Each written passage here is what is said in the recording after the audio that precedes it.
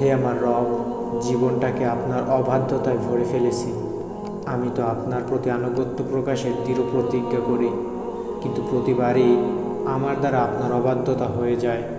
আমার গুনাহের দিকে তাকালে বারবার হতাশ হয়ে যাই। কিন্তু মালিক, আপনি তো হতাশ হতে নিষেধ করেছেন। আমি আমার গুনাহের জন্য তওবা করি, কিন্তু তারপরও আমি আপনার অসন্তুষ্টির কারণ হয়ে যাই। হে আমার রব, আপনি তো জানেন আমি যে অত্যন্ত দুর্বল, খুব সহজেই হেরে যাই নিজের নফসের কুমন্ত্রণার কাছে।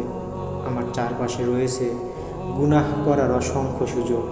হে আমার রব, আমি ভয় করি আমার ঈমান হারিয়ে ফেলার, ভয় করি রাসূল সাল্লাল্লাহু আলাইহি ওয়াসাল্লামকে হারানোর, ভয় করি আপনাকে হারানোর। আমি আপনাকে হারাতে চাই না মালিক, আমাকে সাহায্য করুন।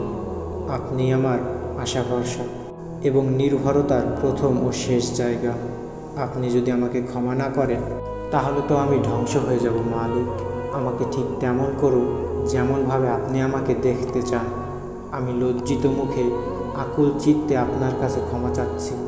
হে আমার